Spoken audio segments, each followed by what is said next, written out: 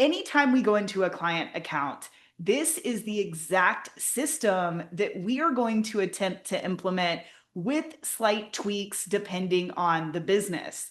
So the client that we're focusing on right now is Pretty Farm Girl. If you guys haven't seen this business, first off, they're amazing people. Second off, their products are fantastic. I have their lip balm in my purse right now. We actually got them into a local store here in my hometown, so I get to see their products all the time. They came to us about a year ago with insane organic traction, and they're like, guys, we're really trying to pour some gasoline on the fire here. And this business has been one of our fastest growing clients in the last year. Part of this is, of course, the media buying strategy. We can click through, Zach. And this is thanks to Dominique. So Dominique is one of our senior media buyers. She just got promoted. So congrats to Dominique if she ever watches this. Dominique used to work for Meta. She really helps create and maintain a lot of the SOPs that we use across the media buying department. So I am no longer in ad accounts as I was 10 years ago. Everything that we're sharing here is thanks to our team. And really what we're going to focus on here is the ad account structure that allowed us to not only increase their revenue by 60% top line, but also increase their ad spend by 100%. These guys aren't able to come to Smart Marketer Live this year. They were there last year, but they generally come to our live events. I also want to call out that they are really amazing at staying in touch with their market. They have a great face of the company, which is the wife. They are a couple. She's really in tune with her audience. She is great with organic social, and they are wonderful at listening to their audience, listening to what products they desire, and then continuing to launch new products. So as John mentioned that earlier, we can be the direct response growth machine for their business, and they are pumping in amazing products all the time. So definitely a brand to number one, buy from, just to consume their products, especially if you're a lady, but they can work for men too, and to watch as business people and marketers. So we asked Dominique, okay, Dominique, this account has had crazy success. What are the 5 steps that led us here that our amazing community can copy and learn from? So the first, of course, has absolutely nothing to do necessarily with ads. It's more thinking about the customer journey and the way that we are splitting up our audiences.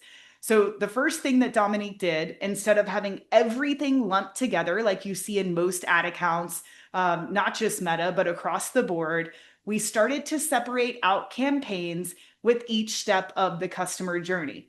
This is marketing 101. I'm not sure why so many things are still being lumped together. This is a practice that I think Meta is still pushing. I'm not quite sure. It rarely works.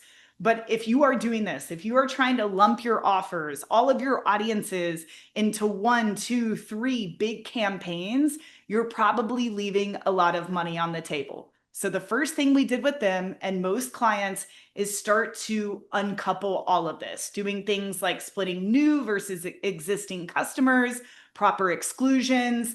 This started to boost efficiency because what was working still continued to work, but we were able to isolate, add more steps to the customer journey, and really just start putting more relevant messages in front of the right audience depending on their buying behavior. Step 2, of course, a creative overhaul. And if you go into Facebook ad library, most of you know you can Google Facebook ad library, you can look up any Facebook page, select the geolocation, and see the active ads that a brand is running. When Meta launched that 5 or 6 years ago, it was a dream for marketers. I wish I would have had that the last 13 years. It's amazing research. You can go check out all of Pretty Farm Girl's ads. We are really heavy on video, as we'll talk about later. There are some still image ads that are working that were really simple to make with AI that I will show you, but we really needed a creative overhaul. As I said, this brand had been really solid with organic social, so we had some stuff to work with, but we also needed some ads that are built for direct response, that were built with certain avatars in mind, certain hooks in mind. After we were able to untangle the account structure and get that reset up for efficiency, our next step, as always, is a creative overhaul. So if you are an agency or you are a brand, whether you're running your own ads or you have someone on your team, if you're looking to refresh what you're doing, you're looking to squeeze more out of what you're doing, number one, uncouple all of the big campaigns that you have squished together, see what steps you can add to the customer journey. And then secondly, of course, creative is the new currency when it comes to media buying, which is good for all the creatives out there. So the second step, and this is constantly week over week, as you will see, was a creative overhaul. The third, message testing. So this really goes with creative testing, but sometimes this is done in separate campaigns. So this is coupled with creative, but we're also talking about copy. We're talking about avatars. We're also speaking bigger than just creative when we're discussing this message testing, especially for a brand like Pretty Farm Girl that is what we would call a product-centric business. This is a business that sells skincare. It is mostly for women. It's mostly for women that would rather use natural skincare. But in the grand scheme of things, skincare could be used by almost anyone in the world. Well, when you are a product centric business, this is an advantage because your scale is so much bigger, but it can also be a disadvantage if you are not. If you are not looking and you are not scaling to all of these different avatars with different messages. So a brand like Pretty Farm Girl is going to benefit from us looking at these sub avatars, looking at the reasons in which they are going to buy, and really going deeper into this message testing, which we'll talk about here in a second. Number four, this is just smart budgets. The way that they were budgeting before with the agency absolutely made no sense. This was coupled with the first issue where we had just a few big campaigns that were squished together.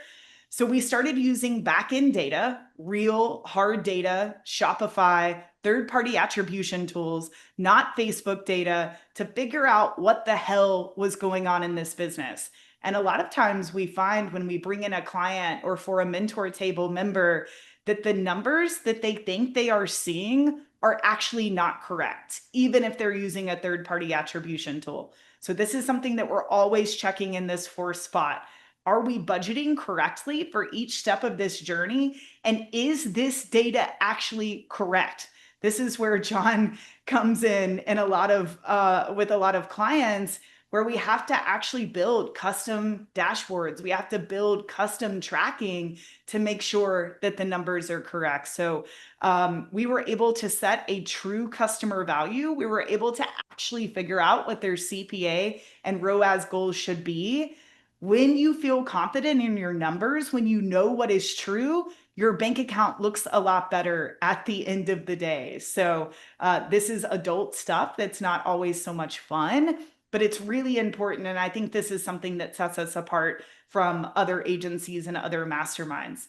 And then the fifth thing that we did, of course, the offers. If you guys have ever learned from me before, paid ads was my first love.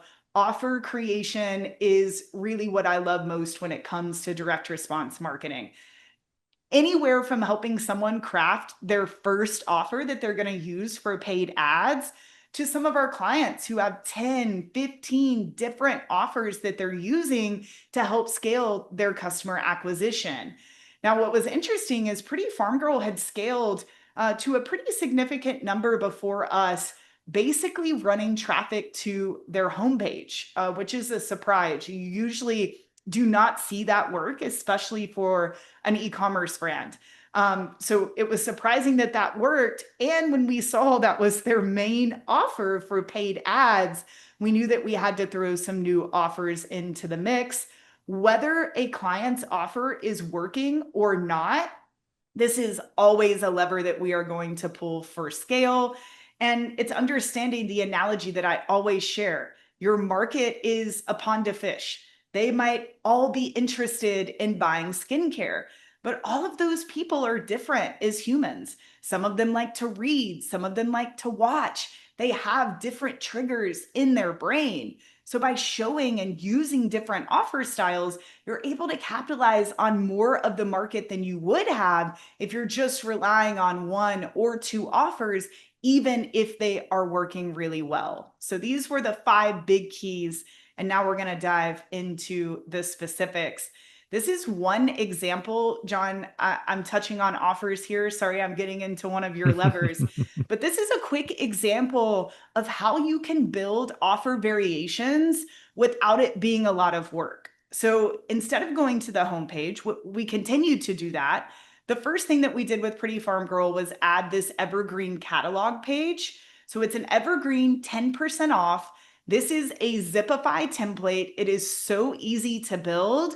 There is no main navigation at the top, so people do not get lost. They're forced to consume and take the action on the page. There is nothing fancy about this page at all. We are just forcing the consumer behavior that we want, which is for them as a first purchase to buy shit and for them to not just buy one thing, but for them to hopefully buy multiple things so that our revenue per visitor is high. So this is a great example of taking an offer that's working, a homepage, which a lot of e-commerce businesses' homepage is essentially function as a category page in a way. Okay, now we're going to move this to a true evergreen discount category page. We're going to direct all the attention on them buying. There is really nothing else for them to do on this page other than watch testimonial videos, of course, then shop and to start to add products to the cart. So making a change like this can sometimes double your AOV, obviously have a high impact on your conversion rate. And this can make a huge difference in your overall ROAS before you even touch the ads. And we'll just scroll through this. You guys get the slides. You can also see we are still running a lot of traffic to this page if you check out Pretty Farm Girl's Facebook ad libraries. So you saw that we had 10 to 15 different products. You don't have to have that many products for this to work, but we had all of their best sellers there for them to add to cart. Someone's bought into the brand. They're bought into the natural lifestyle. They love the face of the brand. Now they start shopping. This is next level from sending traffic directly to a product page. So let's dive into these 5 steps a little bit more. All right. So of course, when we bring someone on, we are going to look at what the hell has worked. It's very rare that we bring on a client where nothing worked in the past. So before you launch into anything new, even if this is your business, you want to dig into past ad data. So the things that our media buying team is looking for, things that got good results in the past, but for some reason didn't get a lot of budget. Sometimes you can even find those ads that maybe generated 5, 10 purchases, but maybe the way that the campaign was set up or the ad set was set up, or maybe it was a promotion. It just didn't get legs. It didn't get a lot of budget. So we're starting to note which ads have low spend, but did hit our success metrics. Same thing, which ads performed well in one campaign, maybe a promotion, but they were never used again. As marketers and business people, I don't know if you guys experience this, but we do a lot of things that work and then we forget to continue to do them. John and I talk about this all the time. We'll start to build something new and we're like, shit, we've already built something like this. Why did we quit doing that? Why did we quit using that? Especially if it's a promotion that has an end and start date. It's like, wow, we built a lot of amazing assets for that promo that can be reused in different ways. You guys probably have a lot of those assets in your ad accounts, in your Klaviyo accounts. We're also, of course, looking at things that generated clicks. That's going to tell us which avatars, which hooks, which messages we want to go deeper into when we are building new assets. But of course, we're looking at what brought in customers. So we're essentially doing an audit, but not from the standpoint of how would we totally redo this entire account right now? It's more of what worked, right? This is less of critiquing what didn't work. Oh, I don't think that this campaign structure worked well. I don't think that this targeting worked. What did work, and what does that mean for the future?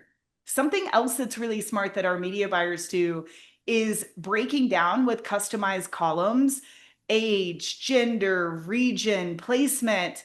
You might overlook something that in a broader campaign didn't work, but when narrowed down to women over the age of 50, actually had a really low CPA, actually had a really high ROAS. So even if you are in your ad account every single day, guys, or you have someone on your team that is, make sure that you are going back and analyzing past campaigns and breaking them down by gender, by age, by where these people live, because you're probably going to find not only ads that could work if launched in a new campaign, but completely new ideas in general, new avatars to go after, new hooks that might work to scale the brand. The second step here, build the testing engine. So we know what worked, and this is starting to inform all of the new shit that we want to test, right? But we can't just throw these assets out there and see what happens. We need to actually build a testing engine. So there are a few pieces to that. Of course, one is the creative testing campaign. So we always have at least one campaign in each ad account, sometimes multiple, that every single week, every few days, we are constantly testing new creatives. We cannot say this enough. I know you guys know this, but even versus a year ago, 3 years ago, definitely 5 years ago, and definitely since iOS 14.5, this is the currency of success other than your offer. If you are not constantly testing new assets, you will never get this to work in today's day and age. 5 years ago, you could have. Now, you will not. This is 90%, y'all, of what it means to be a media buyer in today's meta landscape. I can't highlight that enough. So we have this creative testing campaign, sometimes multiple, if we have different avatars that's always running, always pumping new shit into it. Now, something else that most people don't have, a lot of people lump their creative testing in with new targeting testing. So whether it's interests, which can still work, lookalike audiences, which can still work, broad, all of the different audience types that we have at our disposal, we also have a separate campaign where we're constantly testing new audiences. Now, of course, we're using our top performing ads so that we don't have too many variables to test here, but this is the same thought process as the creative testing campaign, but here we are testing new audiences. This is one of my favorite parts of media buying. It still is. Whenever I have extra time in my week, guys, I am literally still going into client accounts looking for new interests that might work for their brand. I don't know why I love it. I feel like a detective. But this is still one of my favorite things to do. So that's the second part of this testing engine. And then, of course, we have our scaling campaign. Sometimes this is multiple campaigns depending on the particular brand and how many offers and avatars they have. This one's really self-explanatory. Everything that's working in our asset creative campaign and testing campaign comes to life in the scaling campaign. This is where we start with high budgets. This is where the scale comes, right? This is where most of the spend is happening in the account. It is shit that we know works, set up for a lot of momentum. So this test engine is what a lot of you are missing. We're trying to go from what's working and what's not working to why is my account not scaling? And we're missing especially the creative and targeting test campaigns that then feed the scale campaigns. And here are some specifics for those of you that I know are probably asking in your head or in the comments. These are straight from the media buying team. These are our current SOPs. So testing framework for all brands. There are slight variations sometimes because that's how marketing works. So we have the discovery phase. We're testing 10 to 15 angles or topics at all times. We run these for at least 3 days, sometimes 7 days, but minimum of 3 days. Of course, we're tracking on platform metrics to just start to see what people are engaging with. CPC, click through rate. Of course, we are looking to see what gets purchases. And we are hoping for at least 2 to 3 winners a week in this particular campaign.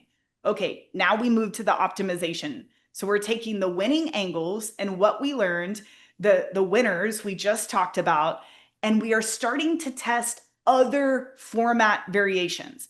This is a really underutilized part of meta media buying right now. People will have a winner. They'll have a winning video, let's say, and then all they're testing is completely different creatives, new angles, new avatars. That is good, but you are leaving a lot of money on the table if you are not taking that winner and repurposing it into other types. So from a static image, let's say a static image is working. How can we turn that into a GIF? How can we turn that into a video? How can we turn that into a carousel? If you see our ads at Smart Marketer, you see this all the time. Zach, who's behind the camera, is our social media manager, but he's also helping to produce our ads. A lot of the assets he's making for social, we use that data. We see things that have a lot of engagement, and then we create other format variations of that to launch in paid ad campaigns. Really, really important and super easy for you to do with AI or a designer to do. We're also making slight changes like adding overlays. During Q4, when we are running Black Friday sales for clients, most of the creatives that we will use are the winning creatives from all year long with a bit of text overlaid about the sale. Q4 is not the time to do a bunch of cold traffic testing, right? That is a time to take stuff that you know has worked and make some slight optimizations here. So badges, trust signals, customer reviews, anything you can overlay so that you keep the message of the ad, but you change it a little bit, especially in Meta's eyes. And then, of course, testing different headline copy combos. That's something that's been happening for years. Then when we get to the scaling, so we're out of the creative, we're out of the targeting testing. So we're focusing budget on 2 or 3 ads. This hurts my heart because back in the day, it would be like 15 to 20 ads in a scaling campaign. But good for media buyers nowadays. I guess this keeps it simple. And they're doing a lot more testing than we used to do. Hell, a lot of you remember you used to be able to throw ads into a campaign and start scaling that day. The platform just doesn't work like that anymore. Create lookalikes if those work for your account. Obviously, creating different variations of your landing page depending on the messages and the avatars that are working. And then we're starting to build out the customer journey a little bit further with the retargeting audiences. So those are more of the specifics in terms of budgets, number of ads, what we're measuring, because I know a lot of you tactical people want to know the answer to that. Okay, now let's talk about the budget split a little bit. For some reason, most clients that we bring on have an absurd budget split that is heavy on retargeting, and it is affecting the growth of their business. Right now, 2025, going into Q4, on average, about 80% across the board with our clients of budget is going to new customers. 20% is going to bottom of funnel. This is very different than it used to be 5 years, 10 years ago. It was more 50-50. It was more 60-40. I think in like 2013, I came up with a 6-4-1 method, 6-3-1 method, where 60% was going to cold traffic, 30% was going to middle of funnel, 10% was going to bottom. Way heavier top of funnel nowadays. I think there are a lot of reasons for this we don't need to go into now, but I know this is something a lot of you guys think of. So make sure that you are spending a majority of your budget on top of funnel, unless you are Oprah, unless you are, one of the top 200 celebrities in the world and you have millions of site visitors every single day, and you can basically just retarget, which I don't think is anyone on this call. Make sure that your split looks more like 80-20. Otherwise, you are probably wasting money. All right, step 4, we talked about this, but we want to reiterate, test every week. This is actually a metric that we measure for media buyers. How many tests did you run this week? This is a non-negotiable at the Smart Marketer Agency. There are lots of things we are flexible about. Testing new creative and testing new targeting is not one of them. And then, as we said, move the winners into your scale campaign, give them more budget, make sure you're actually measuring success on back-end data and not what Meta is telling you. They're always going to over attribute. I'm not going to go into every single one of these details, but later, if you guys are looking to overcome creative fatigue, the biggest issue in media buying right now, other than bad offers, this is the exact SOP for how we do that. We talked about format changes. They're the easiest, going from a GIF to a static or a static to a video. But there's also what we call context changes and perspective changes. They get more advanced in the amount of shooting that you need to do, but these are the steps that we take as we iterate on creative. So the format is the easiest. The context change is a little bit more difficult. You're going from a shot like this. Zach's recording video of me right now that I'm sure he'll use for ads and social media. But if something works, if that video works, you better believe Zach is going to have me go outside, or Zach's going to have me at the farm in a more casual, less big girl shot here, just to start to change the context. It can be as simple as day to night, indoor, outdoor, seasonal adjustments. We're always making seasonal adjustments to our ads. And then perspective gets a little bit more into changing the hook. But these are the iterations from easiest to more advanced. As you start to find creatives that work, how do we create more creatives that are like that creative, that keep the core message and the reason that it worked, but start to create variations so that we have more to work with? And then of course, step 5, this is the easiest part, right? This is where 5% of the work is done, basically starting to up the budgets. If something's working, do not be shy. Do not hold back. Give it more money, especially this time of year, guys. You know that in about a month, probably 3 weeks even, because it scoots up every single year, the big brands are going to start entering the auction with their millions of dollars a day budgets, the Targets, the Walmarts. They are coming in early with their Black Friday sales. Use the next 3 to 4 weeks as CPMs are low before things get crazy to start to scale what's working. Spend more, even a little bit more if possible, than you might be comfortable with, so that you can acquire as many customers as possible to monetize during Q4, and do it without guessing.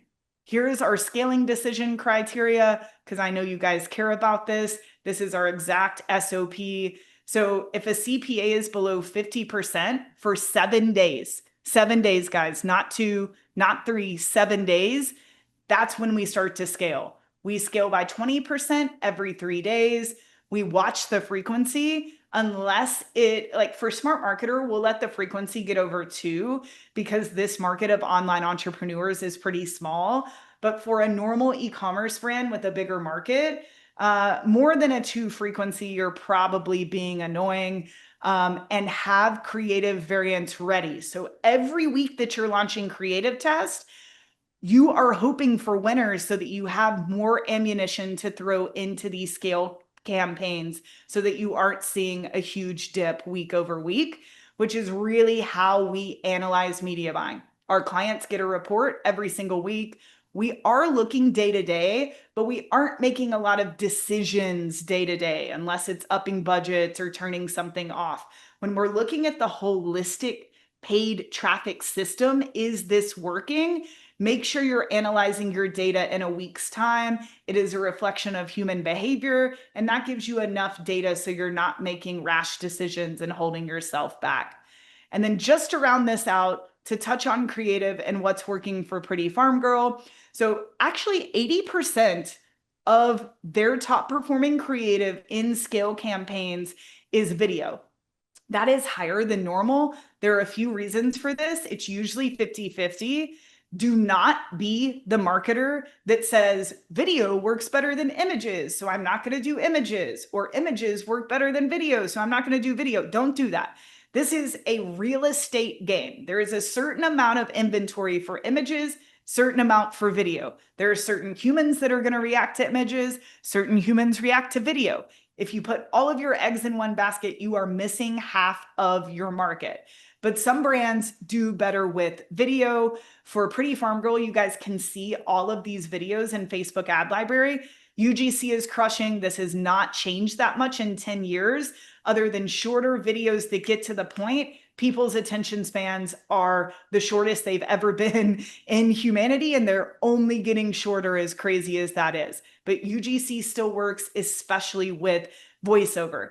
Packaging footage works for almost every one of our clients. It feels like a behind the scenes, get to know the team. I swear, when our clients are in, wherever they're packing their goods, when they are there on the iPhone, the team, you can actually see them pack it. You can see the product. You can see that they're real people, just like the consumer. It works year round, but it especially works during Q4. And then number 3, of course, face to camera testimonials. This is a little bit different from what we would call UGC.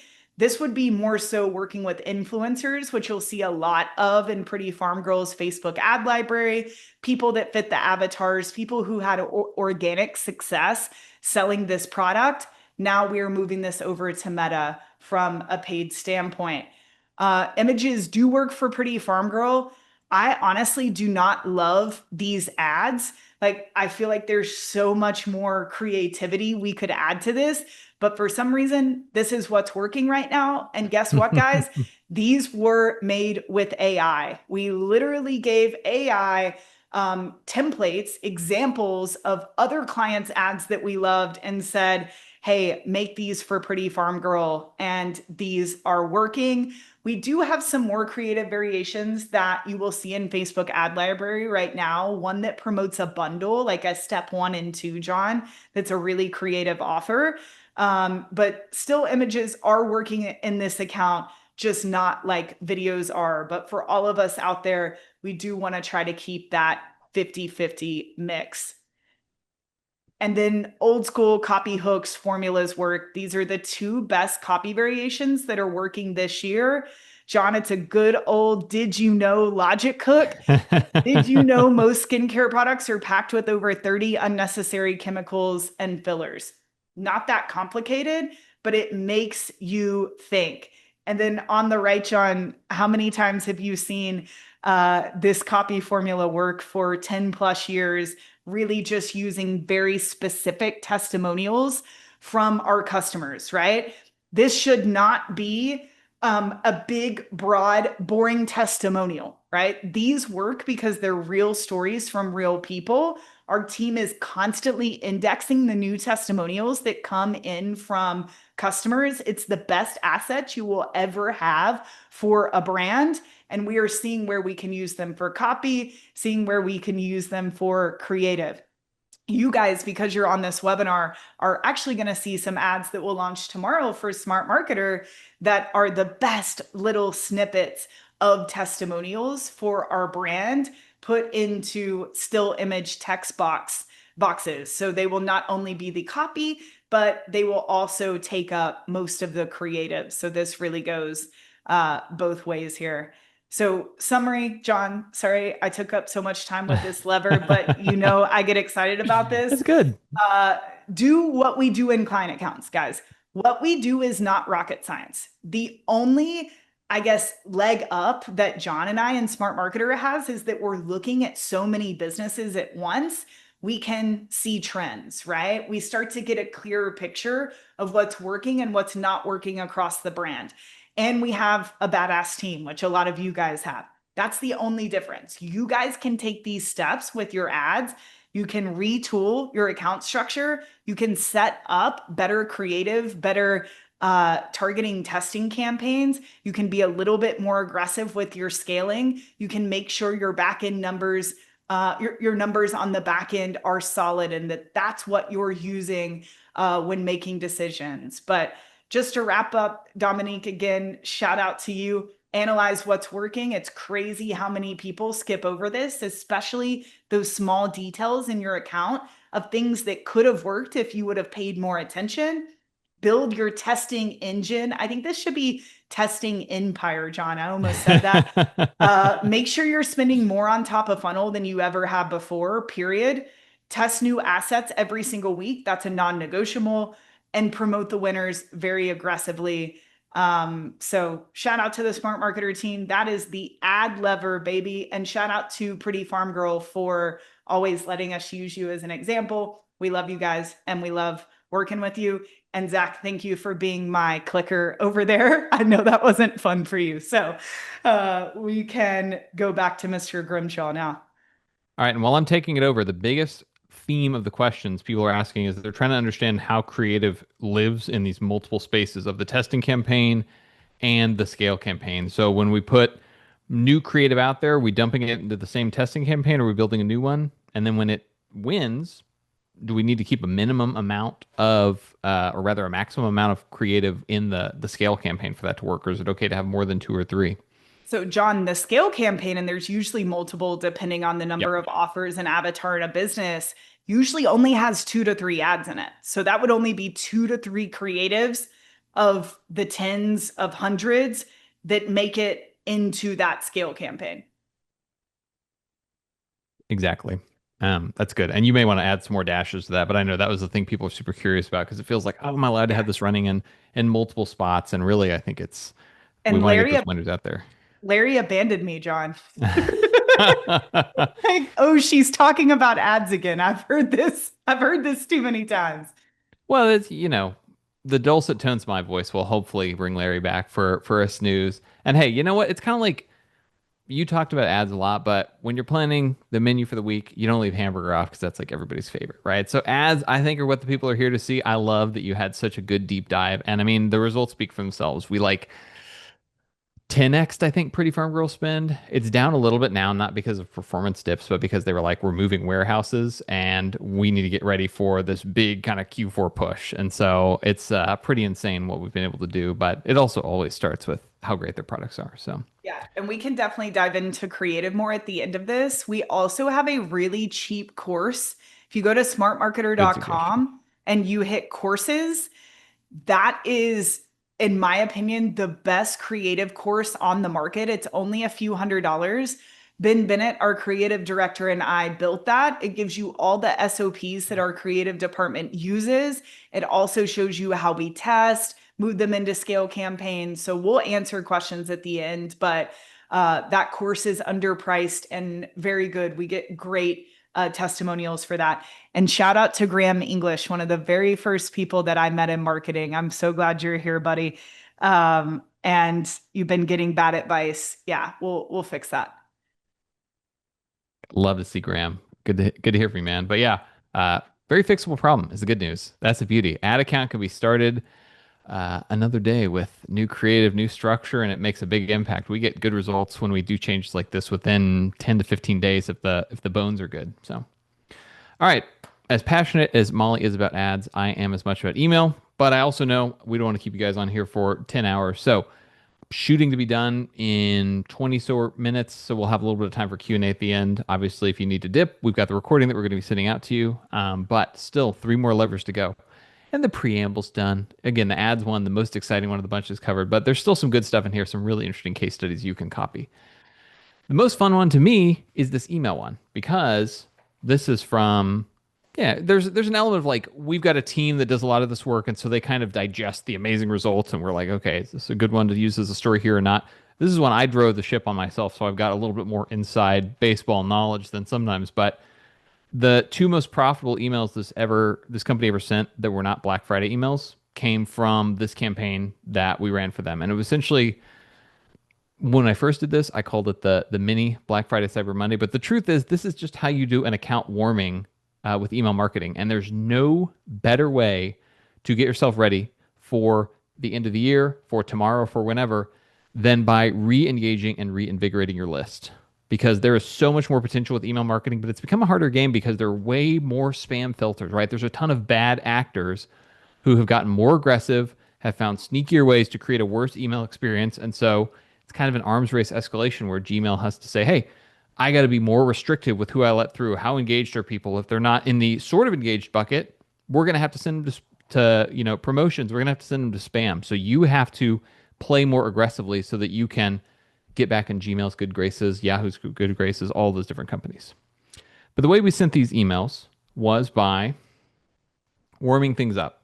So what we did was we took over this account running their email and we said, all right, you guys are doing pretty well with email, but we need to clean this list, right? It's up to 350,000 people. You haven't done a list cleaning in a long time. We want to fix it up, pull out the people that are no longer engaging, that are dragging down the overall deliverability, and then run some sales once we get some of those folks that are kind of in the bucket and not engaged back warmed up.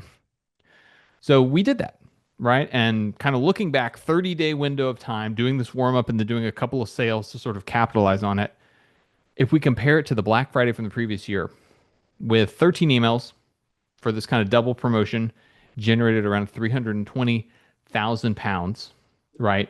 Compared to the Black Friday performance where they generated 550, but that took 27 emails, right? So you got 60% of the revenue with 55% of the emails. Pretty amazing. And when we look at the full 30-day cycle of this business after we did this warming strategy, we had 88% of the monthly email revenue versus Black Friday Cyber Monday. So that's crazy, right? And the year over year lift was 95%. So lots of numbers, right? But basically the idea is that we said, hey, your email list is full of people who are never going to buy your products. And the more you send to them, the less likely the people who want to buy your products are to see your emails and to buy your products. So we got to get rid of those folks that are not engaged, and the folks that are engaged and are interested in buying and need your products, we have to get them more hyped up and more likely to click on your emails. So we were able to do all of this in less than 60 days. And I give you that stat because you can still do this before Black Friday, Cyber Monday. You will make significantly more money during your holiday sale if you do a list warming than if you just keep trucking along like you are today. It's not to say there's not people on your list that are good fits for your product, who are interested, who would probably be willing to buy, that might get bumped off. But overall, the idea that you're going to get in front of the people who are ready to purchase and actually get them to commit and get them to see your emails and get them to notice that you're selling something, it's going to be unbelievably impactful on your business's cash flow and bottom line. So it all starts with the warming, right? The sales themselves, I'll talk about them for a second. They don't really matter, right? You need to run a good sale. You guys know how to run good sales. You need to give some kind of a discount. You need to announce it, and you need to have some scarcity around that discounting and give them a reason to take action. It's the same fundamental principle all the time. Really, the thing that is different is this warming. And I think this is the most important thing that people have a really hard time with, because it's not fun to say, hey, I spent the last 5 years building my email list up to 80,000 people, 120,000 people. I cannot bear to give up a single one of those email addresses. We did an analysis for Boom. This was 3 or 4 years ago at this point, where it was like, hey, let's break people out into 15-day windows. Have they engaged in 15 days, 30 days, 45, 60? The drop off in clicks and opens for a very, very emotionally resonant brand people are really strongly connected with, has a crazy repeat purchase rate. At about 45 to 60 days, the drop off in clicks and opens, it's like falling off a cliff, right? So people who are in that actually engaged window, who have engaged with you ideally in the last 30 days, we really go 90 to 120. Those people are the ones that actually do 95% of the lifting with your email marketing. And we have to make sure that they are seeing the emails. So what we do is what we call the engagement snowball. We run 5, 6, 7 emails, kind of depending on how big the list is, where we are sending to our most engaged audience. And we're sending out great content, things that solve problems they have, questions that they need to answer. I've got examples of these emails we can include later, maybe with the recording, because it is fun to see them. But we were able to get 5% click rate with that first group. We were targeting people who had clicked twice in the last 30 days, though. So it's not like the email itself was some super magical email. It was, hey, we took our most engaged audience and we sent them this email. And then they clicked because we asked them a simple question. But we build on that idea. And what happens is that super high level of engagement, the replies, which you don't even see factored into these percentages here, but are a big part of it. These emails aren't about making money. They're about showing Gmail, hey, this person is sending out emails and they're getting off the charts levels of engagement as compared to their peers. These may need to go from the promotions tab to the primary tab because something they're saying is resonating with this audience. We go to a slightly bigger audience. The effect happens again. New email, slightly bigger audience, same general principle. Let's share great content. Let's tell people interesting stories. Let's ask them questions that they feel compelled to answer. Ask them to share pictures of their pets. We did this step by step until we got up to, we've only got 5 emails listed here. We continually added people after this 5 email period. But this alone got the overall click rate boosted up so much higher for the business and led to a really, really great promotion. So if you do nothing else with your email marketing, do this warming. You don't even have to run the sales on the back of it. But why wouldn't you want to? Because it's going to be the most profitable that you've run in the last 365 days, almost certainly. But Yeah, this John. warming thing is so good. And this has never not worked, guys. So whether we do this for a client or we started recommending this to mentor table members last year, most people do this like every 6 months, Yep. sometimes once a year, it depends. It's never not worked.